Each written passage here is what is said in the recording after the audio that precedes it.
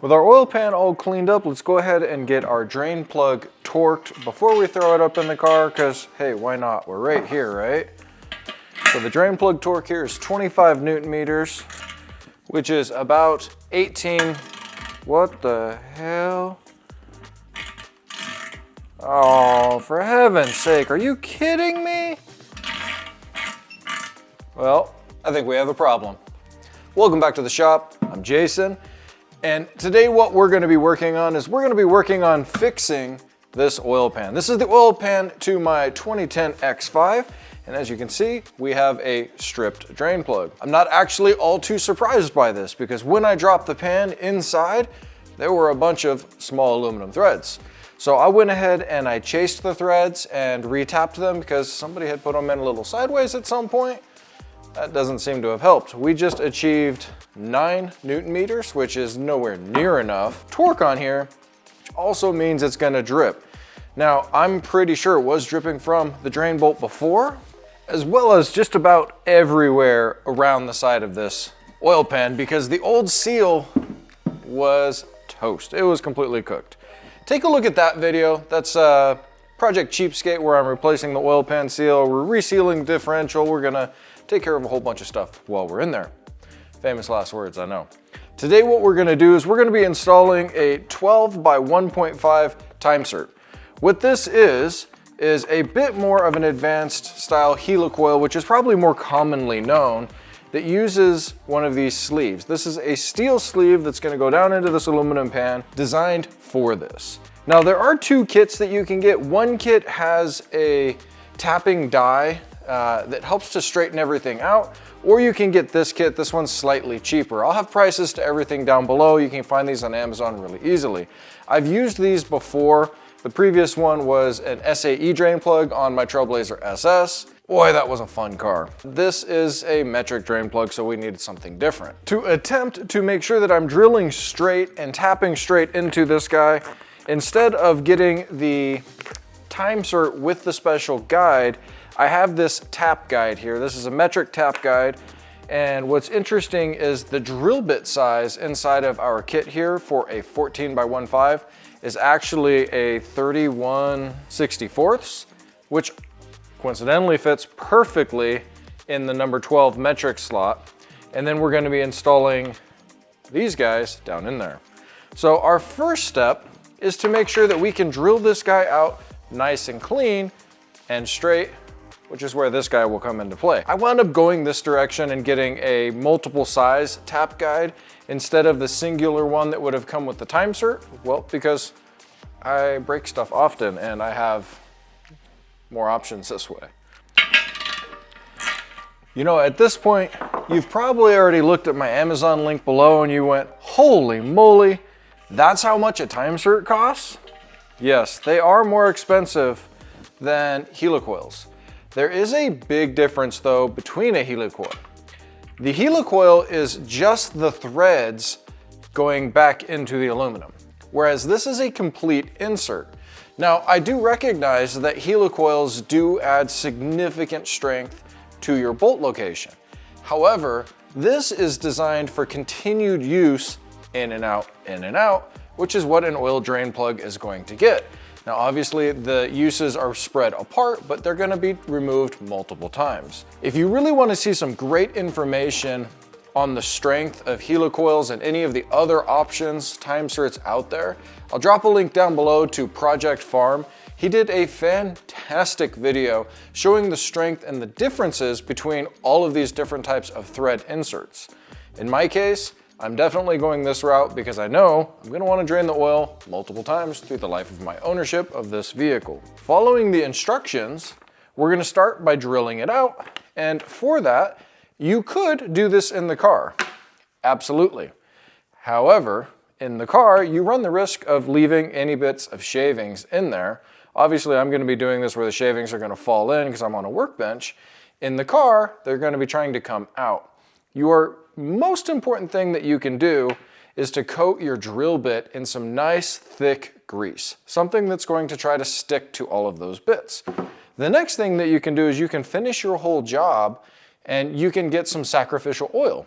Obviously the oil's already drained at this point, but you could go get a couple of quarts of the cheapest oil you can find, drain them down through the block and through here, and try to flush out anything that drops in there. The magnet's not going to do it with your aluminum pan, obviously. So I've got some really old sticky bearing grease that I use for just this type of a job. I'm going to be using my threaded insert, or not my threaded insert, my tap guide here to try and drill as straight as possible. Obviously this isn't mounted, but I'm going to do my best.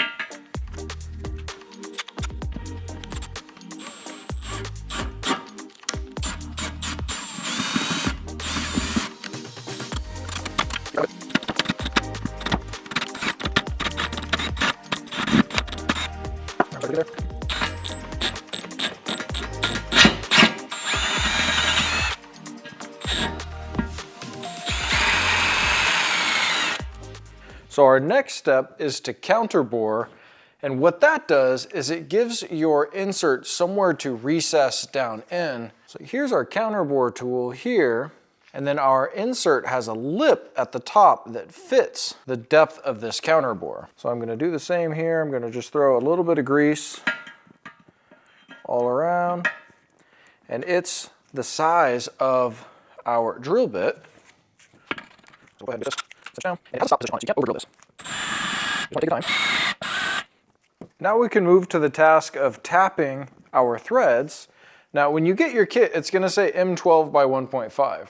That's not the size of this tap. Don't mix this up with any other taps that you have. This is actually an M14, which is the outside diameter of your thread insert. The M12 is the inside diameter. That was confusing when I was looking at this because it didn't fit in my M12 tap guide. I'm like, well, that's weird. So I compared it to my tap kit. It's an M14. Perfect fit. We're going to do the same thing here. We're going to coat this sucker in grease, catch our shavings, and then I'm using a tap handle here, or a T handle. And we're just slowly going to move forward and then come back. And when it gets loose, we're going to go forward again, and then we'll come back and go forward.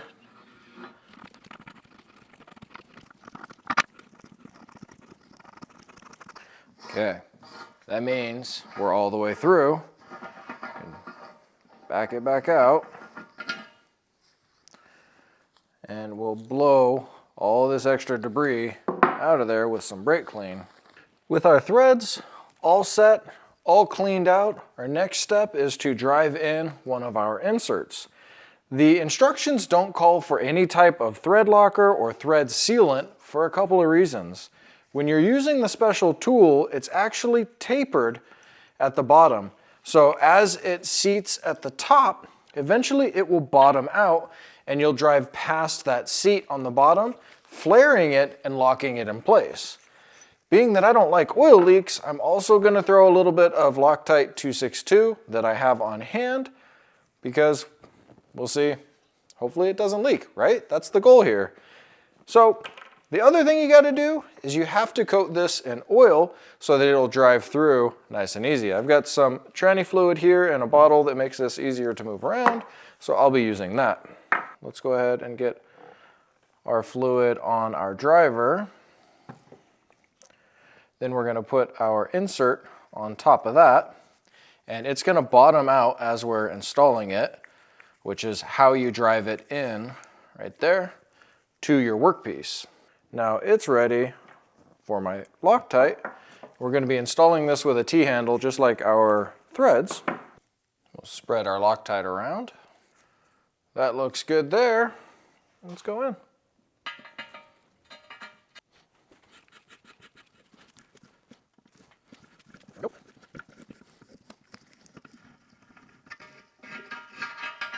Voila! So there are a couple of things to note before we tidy up this oil pan. The first thing is the depth of your Time-Sert. Remember, when we're installing it, our special tool flares out the edge.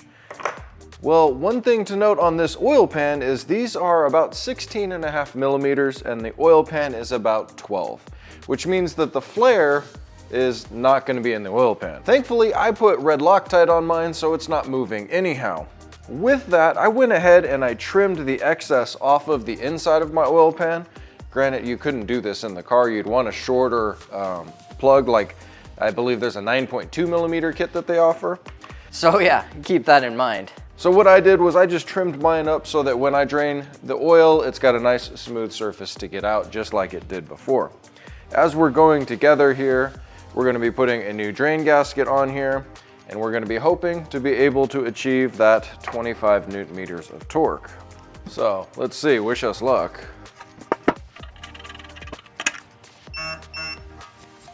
Okay, I'm going to say that was a success. We've got our new gasket or copper O-ring, we've got our new copper gasket on our drain plug. We need to continue on with this project, get some oil in this bad boy, and verify the effectiveness of our repair. Given that I've done these in the past, I'm not all too worried about it. I think that this is a great option if you have the pan off. It will also work if you have the pan in the car, but you have some caveats that you're going to have to pay attention to. Thank you for watching. Like, subscribe, comment. I'll see you on the next one.